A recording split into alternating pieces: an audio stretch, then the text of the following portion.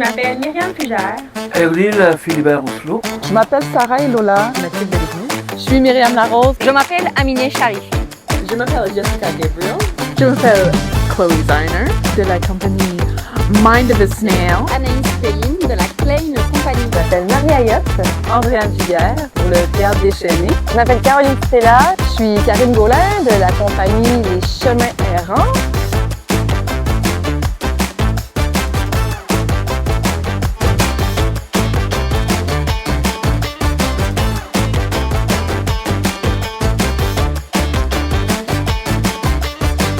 Au début, on est juste venu voir si on était capable de créer ensemble, parce que moi et Philibert, on est des complices, mais pour des projets de médiation avec les jeunes adolescents. Bien, au fil de la résidence, on a découvert qu'il y avait beaucoup d'histoires inspirées des faits vécus de Philibert. Puis ces histoires-là, comme l'histoire de comment est-ce qu'il a réussi à apprivoiser un arbre et se confier à un arbre pour être sûr qu'il n'y ait pas de commérage à son sujet. Bien, comment à l'intérieur de ça, on peut faire des parallèles. Puis il y a peut-être quelque chose à raconter aux jeunes adolescents Innu, parce que un des volets de notre projet, c'est que le spectacle se déroule en Innu-Aimun, donc la langue du peuple Innu, pour offrir un spectacle à ces jeunes-là dans leur langue maternelle, même si la langue est parfois un peu perdu. On a pris le temps de trouver une approche de travail pour de se retirer du monde un peu concret, rentrer dans le monde de la création. Ça va être quoi en mélangeant des fois des différentes formes de rituels, là, juste pour sortir puis rentrer dans la création. Puis à partir de la première journée, c'est ça, on s'est établi un mode de fonctionnement, puis ça nous a permis de trouver la matière, le propos de ce qu'on avait envie de raconter à ces jeunes adolescents, nous-là. Ça prend, puis on réalise encore que toute la recherche, dans le fond, ça nous fait du potentiel. Finalement, c'est intéressant. Oui, c'est très, très intéressant. Ça nous a permis de voir des choses comme, je sais pas, qu'il y avait une conception sonore, même s'il n'y avait pas de speaker dans notre spectacle, parce qu'il y a juste une voix, mais justement, en ayant la bougie d'allumage sur la voix, on a réalisé à quel point la voix, ben, il y a un grand registre, tout ça, puis qu'est-ce que ça raconte. J'ai appris qu'avec le son, la voix, comment compter les histoires, comme l'ours, comment il grogne, comment il bouge les pattes, comment il marche. C'est tout, il y a des sons qui sortaient de là sans m'en rendre compte et que j'ai découvert depuis qu'on est ici.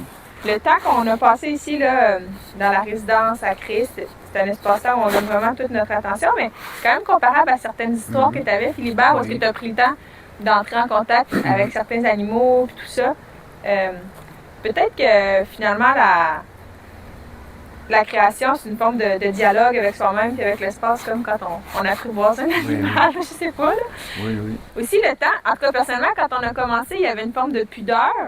C'est comme, oh mon Dieu, je suis en train de dépenser du temps. On veut tout le temps que notre temps il soit utile, puis tout ça. Puis, sans enlever cette pression-là, finalement, on a été vraiment performants. En s'enlevant le stress de la performance, vraiment. On trouvait plein d'affaires. Parce qu'on n'avait pas de pression. Ça sortait tout seul. Je ne sais pas combien de temps que ça va durer, mais le temps que ça va être, pour moi, ça serait bon pour mon village. Puis à elle aussi d'apprendre un peu plus la langue. Voilà, prochaine étape. Mais oui, prochaine étape, ça va avoir parlé nous.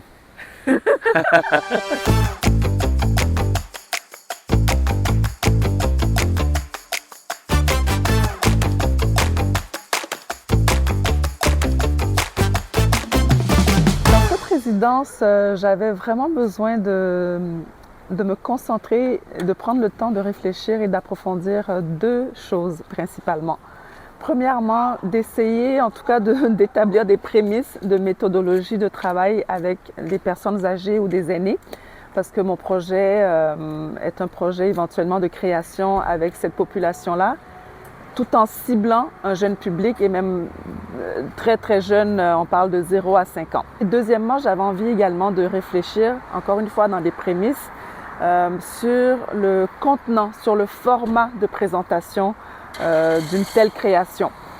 Pour la première fois, en prenant le temps de converser avec mon projet, j'ai réalisé que ce constat de manque de rencontre entre les aînés et les petits, les tout petits, était un constat en fait qui m'attristait énormément et que j'avais pas forcément laissé assez émerger cette tristesse-là et cette espèce de deuil. J'étais devant une nostalgie d'une réalité. En fait, pour moi, c'est une nostalgie d'une réalité que j'ai connue en Afrique.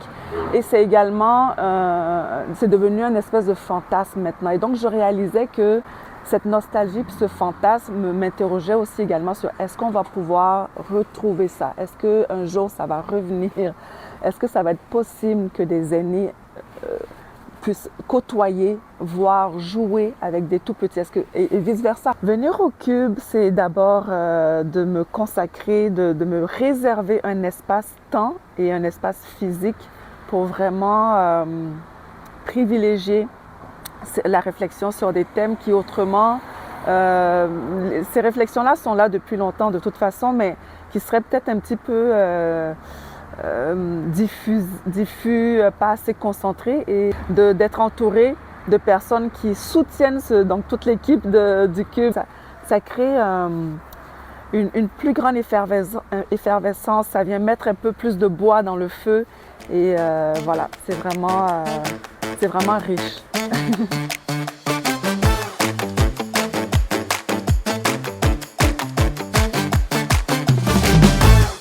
D'abord, c'est parti d'un collectage de voix. Je suis allée en Abitibi-Témiscamingue, puis j'ai interviewé 27 femmes qui me parlent de leur mère. Donc, toutes en tant que filles d'eux, elles ont un parcours, un vécu, elles ont une relation avec leur mère qui change au cours de la vie. Elles ont des âges très différents. Puis nous, je dis nous, on est 4 sur scène. En fait, on s'est chargé de transposer ce réel de voix enregistré sur scène.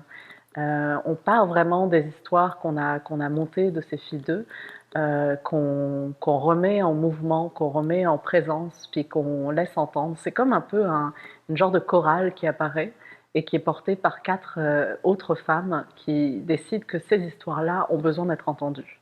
La résidence au Cube, ça m'a permis en fait de revenir aux origines du projet, c'est-à-dire à tout ce qui crée la dramaturgie, l'histoire de en fait, l'entremêlement de ces voix, le tissage entre ces histoires-là.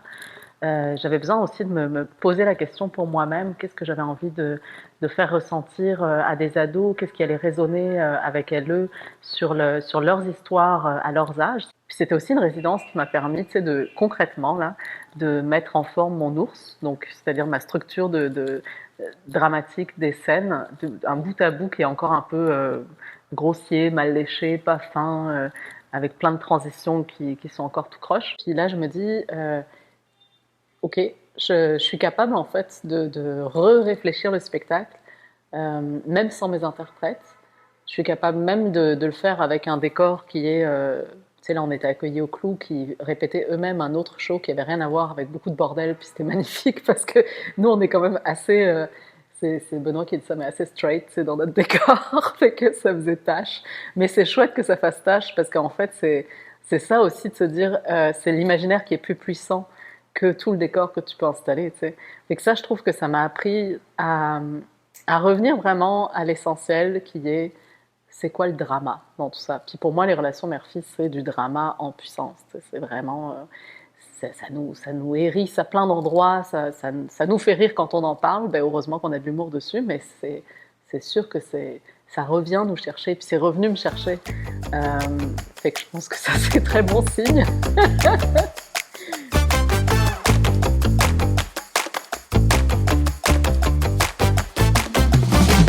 Alors, Ballon Bleu, c'est un projet pour la très petite enfance, les 0-2 ans. C'est un spectacle, une œuvre scénique pluridisciplinaire, donc avec la danse, la matière marionnettique et aussi des arts visuels, puisque c'est librement inspiré des œuvres sculpturales, picturales et chorégraphiques de Françoise Sullivan. En 2018-19, il y avait une rétrospective de Françoise Sullivan au MAC. Et puis moi, j'étais une jeune maman. Mon premier enfant avait à peu près 6 mois. J'étais abonnée au MAC, on y allait régulièrement, puis il allait toujours vers une même œuvre, une œuvre sans titre. Cette œuvre-là happait toute son attention systématiquement, chaque fois, pendant très longtemps. presque un an plus tard, en fait, Françoise Sullivan n'était plus au MAC. C'était une autre exposition qui avait qui occupait cet espace-là. Puis j'y retourne pour la première fois depuis la fin de l'exposition avec mon enfant. Et en passant le cadre de porte, il dit « ballon bleu ». Et au moment où il a dit ça, moi, je me suis dit, mais faut en faire quelque chose. Il parlait pas de l'œuvre comme étant absente, il parlait pas de la salle en la cherchant, il l'avait en lui. L'expérience avait suffi à ce qu'il porte quelque chose en lui qui avait pas de nom. C'est quand même drôle qu'elle ait pas de titre. Et tout d'un coup, il arrivait à la nommer 1 an plus tard. Fait que l'idée, en fait, du spectacle, c'est de permettre l'évolution du mouvement des matières pour faire des rappels par rapport à tout ce qui est pictural, sculptural chez Sullivan, mais aussi de lier ça à l'apparition du langage. Est-ce qu'un mouvement ou la trace d'un mouvement dans un espace suffit à faire émettre un son? Et est-ce que ce son-là suffit à faire émerger le souvenir ou la trace de cette image-là chez l'enfant? On ne sait jamais où on va exactement en partant juste de l'idée, puis les choses se sont dessinées très vite. Je ne sais pas si c'est parce que ça faisait longtemps que tout était porté ou si c'est que c'est la conjoncture de cet espace, de ces personnes, de ces rencontres. En tout cas, ça a permis au projet d'éclore.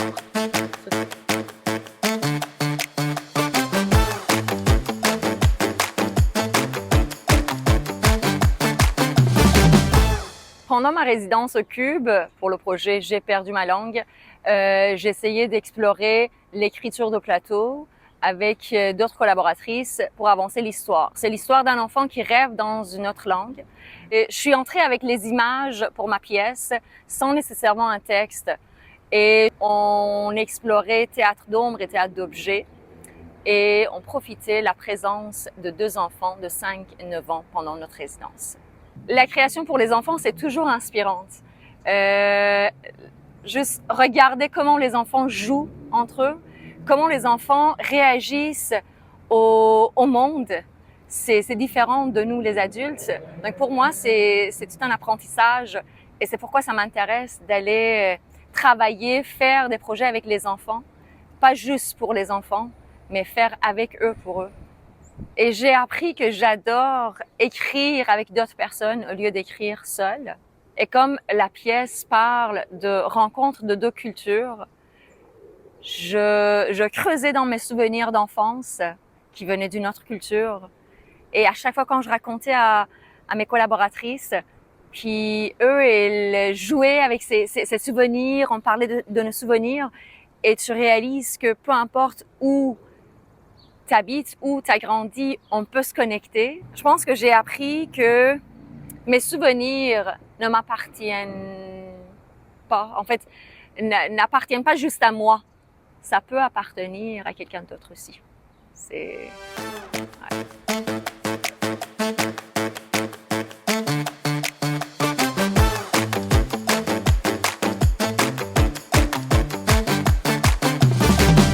Le tissu qui brille, le tissu métallique. Space Blanket. Space Blanket. Beaucoup de boules, des balles, des petites figurines et beaucoup de lumière, les petites lumières qui... Le sable Kinétique. C'est vraiment étrange, le slime. C'est un projet de théâtre d'objets, d'ombre et de matière. Mais au départ, ça a été beaucoup de la recherche, juste avec ce qu'on avait par rapport au thème de l'espace, pour pouvoir comme établir les bases des courtes formes qui seraient la production finale. Puis aussi de voir comment 2 compagnies et 3 créateurs pouvaient collaborer ensemble. Et aussi, nous pratiquons en français. Oui. J'adore. D'abord, pour la suite, moi, j'espère vraiment qu'il y aura beaucoup d'artistes qui auront l'occasion de profiter d'une résidence comme ça au Cube. Puis, on n'a pas beaucoup d'opportunités dans l'Ouest d'avoir des infrastructures comme ça, d'être soutenu à ce point-là par des compagnies lors d'une résidence. Puis, pour le projet, que ça continue vers l'infini et au-delà. Oh. Yeah!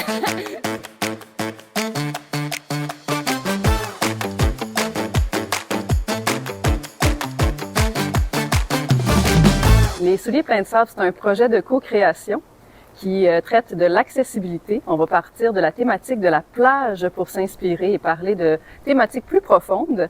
Et on va s'adresser à un public adolescent. Ce qu'on aime au Cube, c'est le fait que c'est un espace de recherche. Donc, on a le droit, on a la permission de se donner cet espace de recherche et de réflexion qu'on n'a pas tout le temps partout ailleurs, parce que parfois, il faut être vraiment tout de suite dans la création. Mais là, on a le temps de faire de la recherche puis de se poser des questions sur l'accessibilité.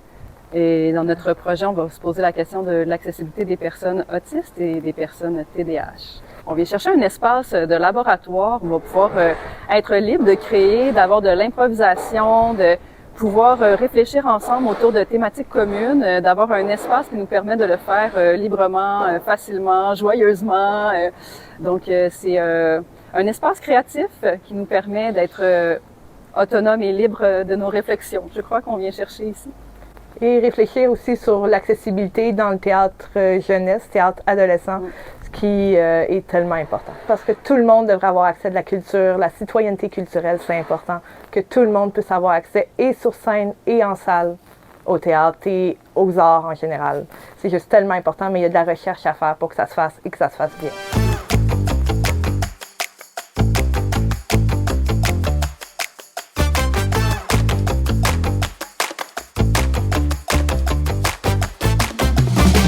Je suis en résidence au Cube depuis 1 mois et il en reste un, donc pendant 2 mois, grâce à la Chartreuse de Villeneuve-les-Avignon, au Pôle Armand-Gatti et au Cube. Et je travaille sur une trilogie qui s'appelle Et nous ne sommes qu'au printemps.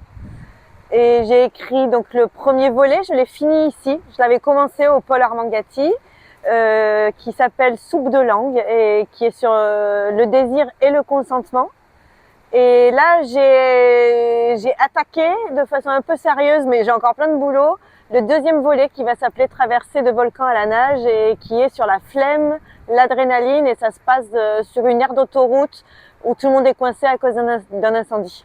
Je cherche à me perdre beaucoup dans mes écrits et aussi dans des paysages que je connais pas, donc là c'est idéal. C'est pas encore, je pense qu'on est traversé par des choses qu'on ignore. Et donc là, forcément, je suis traversée et je ne le sais pas encore. Et il va y avoir des éléments qui vont se retrouver dans l'écriture ou des clins d'œil. Et plus j'en ai l'occasion, plus je me dis que c'est que je pense que je ne vais écrire que dans des conditions comme ça, en fait, parce que évidemment, ça laisse je sais pas comment dire. Quand j'écris entre 4 ateliers d'écriture, intervention en milieu scolaire, mon écriture, elle se dilue, elle est perdue. Je suis pas concentrée que là-dessus. Justement, j'ai pas ces fils que je peux tirer jusqu'à me rendre compte que c'est peut-être pas le bon. Cette solitude, elle est fantastique, pour l'écriture. Voilà. C'est à la fois un plaisir fou, le plaisir d'avoir du temps pour soi et pour créer. Et évidemment que c'est une concession sur sa vie. Et donc je pense que ça ferait presque partie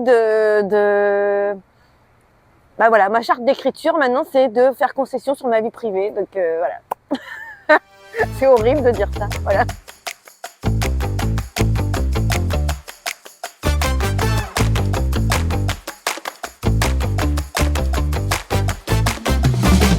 La tendresse sauvage, c'est vraiment un projet tentaculaire dans lequel on essaie de créer une rencontre entre le territoire, le vivant, puis l'enfance.